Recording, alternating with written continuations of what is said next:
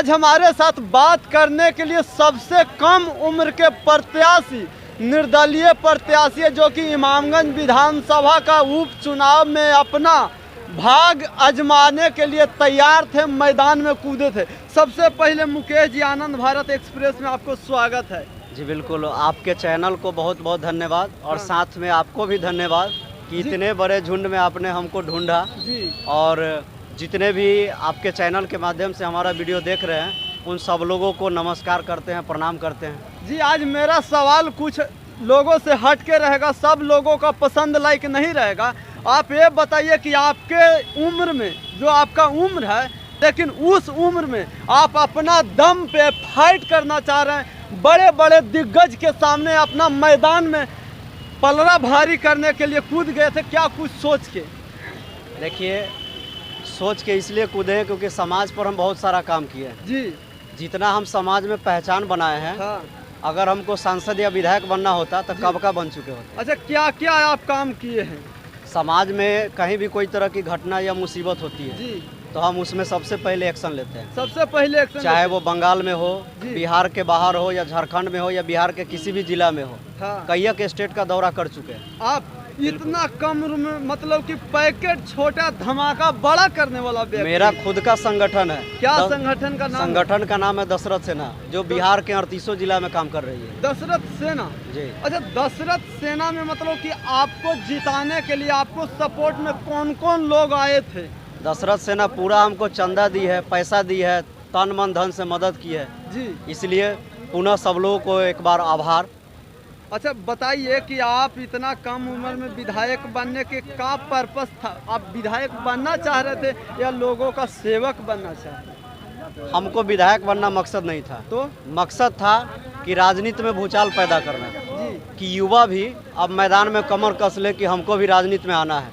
इस राजनीति में ऐसे ऐसे लोग अपना भाग आजमा रहे हैं जो पेंशन लेने के उम्र में बिना मतलब के टेंशन लेके बैठ रहे हैं, और युवाओं का कोई चिंता ही नहीं है जी। पूरे दुनिया में सबसे युवा देश भारत है। हाँ। और सबसे ज़्यादा बेरोजगार और लात खा रहा है तो युवा ही खा रहा है, चाहे वो किसी भी जाति या धर्म का हो। अब रह गया बेरोजगारी, तो हम वोट देंगे इमामगंज में, वोट देंगे बेलागंज में, वोट देंगे गया में, वोट देंगे बिहार में, और रोजगार और लात खाने जाएंगे बाहर में। इसलिए हम युवाओं की लड़ाई के लिए, बिहार के उज्जवल भविष्य की लड़ाई के लिए हम मैदान में आए थे। अच्छा, आपने बोला कि सबसे ज़्यादा हमारा देश में युवा हैं और सबसे ज़्यादा लात कोई खा रहा है तो युवा ही खा रहा है। क्या आपको बात से कितने युवा लोग सहमत है? यहाँ पे भी कुछ युवा लोग हैं, क्या आपको बातों सुनने के लिए भी कोई तैयार हैं? देखिए, लोग सुन रहे हैं लेकिन बोल नहीं रहे हैं। कारण क्या है कि अभी लोगों को जानकारी नहीं है। हम उनके ही हक अधिकार की लड़ाई लड़ रहे हैं, और जो भी जहाँ तक सुन रहे हैं हम इसलिए बोल रहे हैं क्योंकि घर परिवार में उनकी, युवाओं की क्या इज्जत है वो खुद जान रहे हैं। और आप पत्रकारिता कर रहे हैं, आपको अपने परिवार में या रोजगार के प्रति क्या इज्जत है वो आपको खुद समझ में आता होगा, क्योंकि इस धरती पर खाली पेट और खाली जेब जितना सिखाता है उतना दुनिया का कोई ताकत यूनिवर्सिटी भी नहीं सिखा सकता है। अच्छा, ये बताइए, जो भी आप काम कर रहे हैं, मुहिम छेड़ के रखे हैं युवा के लिए, युवा कहे सपोर्ट में काम करने के लिए, लेकिन युवा सब घड़ी आपको हाँ हाँ करते रहते। चुनाव के वक्त में बड़े लीडर नोट देते हैं और पलटी मार देते हैं। उन युवाओं के लिए आपको क्या संदेश रहेगा? देखिए, जो बिकने वाले हैं उनको तो रोका नहीं जा सकता है जी। लेकिन हम टिकने वाले को लेकर के साथ चलते हैं। बिकने वाले आपकी नज़र में बिकने वाले लोग हैं या नहीं हैं? बहुत सारे हैं। बिकने वाले लोग तो 100 में 90 लोग थे। जो इमामगंज में परिणाम आया है, जो बिकने वाले लोगों ने लाए हैं या तो टिकने वाले लोगों ने लाए हैं? देखिए, ये तो जीत हार तय होने के कगार पर है जी। अगर जीतने वाले जो भी प्रत्याशी हैं उनसे मेरा हाथ जोड़ कर के नम्र निवेदन रहेगा कि 6-7 महीना का जो कार्यकाल मिल रहा है, इसमें अगर काम नहीं करेंगे तो जनता श्योर है कि 25 में बढ़िया से जवाब देगी। अच्छा, ये बताइए, जो इमामगंज में प्रत्याशी जीते हैं दीपा कुमारी उर्फ दीपा मांझी, पहले से उनका भूमिका क्या क्या रहा है इमामगंज क्षेत्रों में? इमामगंज क्षेत्र में उनका भूमिका तो कुछ नहीं रहा है, 0/0 है जी। क्योंकि जहाँ तक हम गए हैं वहाँ तक लोग गाली से ही प्रयोग कर रहे थे उनके नाम पर जी। और खास करके खास बात ये है कि जो इमामगंज के वोटर हैं, हाँ। जो वोट देने वाले मालिक हैं, मतदाता हैं, जी उनके माता बहन के खाता में 1000 रुपया भी नहीं था। लेकिन दीपा मांझी जी के खाता में जो वोट लेने वाले हैं उनके खाता में पहले से ही 4 करोड़ के आसपास था। अरे वाह, तो ये कहाँ से था भाई 4 करोड़ रुपया? ये कहाँ खेत में काम कर रहे थे, किसका लूट करके 4 करोड़ लाए थे? दीपा मांझी का खाता में सबसे पहले आप बता रहे हैं कि 4 करोड़ रुपया एकदम श्योर है, सबूत के साथ मेरे पास है। सबूत है? बिल्कुल उसका है। क्या साक्ष्य है, आप एकदम बता सकते हैं? साक्ष्य है, न्यूज में आया है कि 4 करोड़ रुपया के मालिक है हूँ। चलिए हमरा दीजिएगा, हम अपना न्यूज में भी लगा हम देंगे। आपको वीडियो दे देंगे। चलिए ठीक है। और बताइए कि आपने बताया कि जो भी परिणाम आया है वहाँ के जनता दिए हैं और दीपा मांझी को कुछ लोग गाली दे रहे हैं, गालियों से सम्मानित कर रहे थे। जब सारे लोग उनको गाली दे रहे हैं, ज़्यादातर लोग उनको गाली दे रहे हैं, तो फिर जीत में परिणाम कैसे आ गया?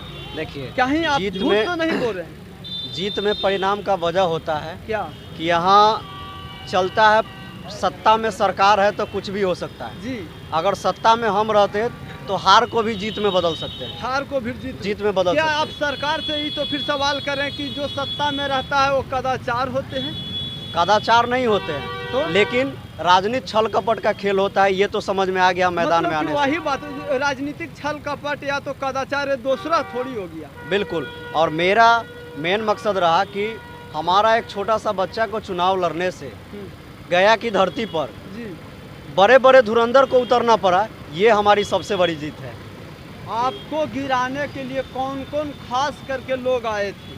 बहुत सारे पार्टी के लोग आए, हम ना कोई पार्टी से थे ना कोई दल से थे, हम जो भी थे आप सभी और जनता के बल से थे। जी, लेकिन आपको गिराने के लिए, आपको हराने के लिए कौन कौन लोग आए थे? क्या आप नाम नहीं ले सकते, डरते हैं आप? हम तो सीधा बता रहे हैं कि हम ना पार्टी से हैं ना दल से है, तो जितने भी पार्टी या दल के लोग हैं सब लोग भाग अजमाए तो हैं। नाम काहे नहीं ले रहे हैं किसी को? नाम पार्टी बहुत है, नाम मतलब निर्दलीय नाम जब प्रत्याशी लेंगे, डरता है डरते तो हम मैदान में आते, तो फिर नाम ले लेना वोट चाहिए। लाते डरते तो। कितना वोट अभी तक आपको प्राप्त हुआ? 15,000 के आसपास वोट 15,000 है। के आसपास। बिल्कुल। अच्छा, सबसे पहला मराठी में 15,000 वोट प्राप्त कर लिए, ये कैसा आपको लग रहा है? बहुत खुशी की बात है, क्योंकि बहुत सारे लोग हमको बता रहे थे कि 100 वोट भी नहीं आएगा, 100 वोट भी नहीं आएगा। नहीं आएगा। उन अब आप लोगों के लोग मुंह पे तो जोरदार तमाचा दे एकदम दिए। बहुत बढ़िया है। हम हारे नहीं है, तो हम इस मैदान में या तो जीतने आए थे नहीं तो सीखने आए थे, हम हारने नहीं आए थे। तो आप सीख रहे हैं? एकदम सीख रहे हैं। अभी कब तक सीखिएगा? अभी तो ठीक से सीखने लायक उम्र भी नहीं हुआ जी। है, इसी बार सीख गए। देखिए उम्र नहीं 25 में हुआ क्या है तो होता आपका है। नॉमिनेशन क्लियर कैसे हो गया? नॉमिनेशन क्लियर उस एबिलिटी के अनुसार हुआ है, जी। लेकिन राजनीति में अभी हम उतना परिपक्व और धुरंधर नहीं है। मतलब कि अभी और हाँ, समय का इंतजार बिल्कुल है। बिल्कुल। तो क्या कहना चाहेंगे जो इमामगंज के लोग परिणाम दिए, दीपा कुमारी उर्फ दीपा मांझी को जीत करके विधानसभा भेजने का काम किए, उन वोटरों के लिए आपको क्या संदेश देखिए, रहेगा? उन वोटरों को बहुत बहुत धन्यवाद देते हैं, इसलिए क्योंकि जनता मालिक है, भगवान है, जी, वह जिसको चाहेगी नेता बना सकती है। हाँ, लेकिन जनता से या जीते हुए प्रतिनिधि से मेरा एक ही आग्रह और निवेदन रहे कि जनता जो नेता जीत रही है या जीत रहे हैं उन पर चढ़ के काम ले और नेता काम करके दिखावे, ताकि 25 में उनको विरोध का सामना न करना पड़े। और क्या आप 25 में फिर तैयार रहिएगा? एकदम बिल्कुल तैयार है। आपका क्वालिफिकेशन क्या? मेरा क्वालिफिकेशन BSc है। BSc, ठीक है। मगध हाँ, मगध यूनिवर्सिटी से नहीं है, भीमराव अम्बेडकर यूनिवर्सिटी से, मुजफ्फरपुर से है। हम प्रॉपर जन्म लिए हैं वैशाली की धरती पर, लेकिन गया कि नहीं, हर जगह समाज का काम करते हैं, अपना घर परिवार नौकरी चाकरी सब त्याग के समाज में लगे हुए हैं। अच्छा, वैशाली की धरती पे जन्म लेने वाले मुकेश कुमार अचानक क्या पर्पस हो गया कि गया का इमामगंज में आके चुनाव लड़ने लगे? गया में भी तो आपका सपोर्ट करने वाला दशरथ सेना के लोग इमामगंज से भी होंगे, उन व्यक्ति को प्रत्याशी नहीं बना के आप खुद क्यों बन गए? इसीलिए खुद बने जी, क्योंकि लोगों में वो एबिलिटी और वो जानकारी नहीं है, तो हम देखें कि कोई लोग उस लायक नहीं है, तो लोगों ने सपोर्ट किया कि पहले आप ही आगे बढ़िए, जी। तो हम आगे बढ़े। जो दशरथ सेना का सपोर्ट करते हैं इमामगंज से खास करके लोग हैं या तो गया से खास करके लोग हैं, क्या आपको इतना परिपक्व नहीं थे उन लोग? देखिए, परिपक्व थे या नहीं थे, एकाएक का चुनाव था, एकाएक में किसको कहाँ से क्या बनाया जा सकता है ये संभव नहीं है। बाकी लोग बहुत दिन से काम कर रहे थे वो तय कर सकते हैं, लेकिन नया नया उम्र के हैं, और नया नया संगठन है तो नया नया नेता हम कहाँ से ला देंगे। जी अब रही बात यहाँ जो तैयारी किए हैं, तो तैयारी करने में हमारे संगठन का, चाहे वो बिहार से हो या बिहार के किसी भी जिला से हो, भी लोग हैं हमारे समाज का, संगठन का जो भी लोग हैं, सब लोगों ने जहाँ तक सपोर्ट किए। अच्छा ये बताइए, दीपा कुमारी उर्फ दीपा मांझी जीते हैं, क्या लगता है कि सिर्फ जीतन राम मांझी के चेहरा पे जीते हैं या देखिए, अपना फिर खुद का उनका चेहरा? इसमें सबका सपोर्ट रहा है, सब लोगों की सहमति से जीत हुई है और हम तो अग्रिम बधाई देते हैं कि जीत की बधाई हो।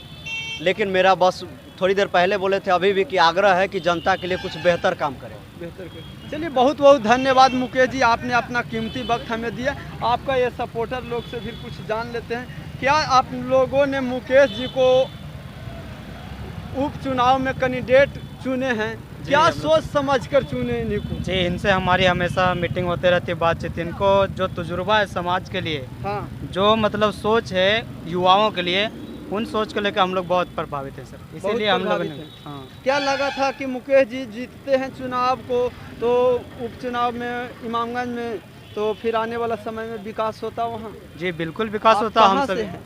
जी हम इधर सिरघाटी विधानसभा से हैं। सिरघाटी धोबी के अंदर। विधानसभा से। जी तो आप लोग भी कैंप किए होंगे? जी, वहाँ हम उनको पूरा प्रचार प्रसार में सब कुछ रहे हैं हम लोग, पूरा युवा लोग हम लोग सपोर्ट किए हैं। अच्छा बताइए, दशरथ सेना का अध्यक्ष, कम्युनिटी के लोग, बड़े बड़े दिग्गज लोग भी होंगे, उसमें कौन कौन लोग अपर लेवल पे हैं? देखिए, सबसे पहला नंबर बात है कि जो भी लोग हैं वो लोग उतना परिपक्व और जानकार नहीं है। हम खुद राजनीति का जानकार नहीं है, राजनीति हमको मालूम ही नहीं था। लेकिन जब इन लोगों ने सहयोग दिया, सपोर्ट किया, तो हम मैदान में आए। मैदान में आने के बाद मेरे पास एबिलिटी थी, हमने सारा प्रक्रिया को तैयार करके चुनाव आयोग को दिया। चुनाव आयोग, भारत सरकार ने हमारे आवेदन को हमारे स्वीकार किए और नॉमिनेशन में सफल कर दिए हमको। कितना पैसा खर्च किए 15,000 वोट लाने में? 15,000 वोट लाने में हमारे समर्थक और कार्यकर्ता लोग खर्च किए हैं। जी। हिसाब का आंकड़ा तो अभी नहीं बता सकते हैं, जी। जब यहाँ से लौटेंगे तो हिसाब का आंकड़ा बताएंगे। कुछ एक आंकड़ा तो होगा कि आप लाख में, करोड़ में, अरब नहीं, में, लाख कहाँ में ही रहे। हम तो उतना पैसे वाले बाप के बेटा है नहीं कि करोड़ में जा सकते हैं। जी। करोड़ में जाना होता तो मैदान हम कब का जीत लेते। चलिए बहुत बहुत धन्यवाद।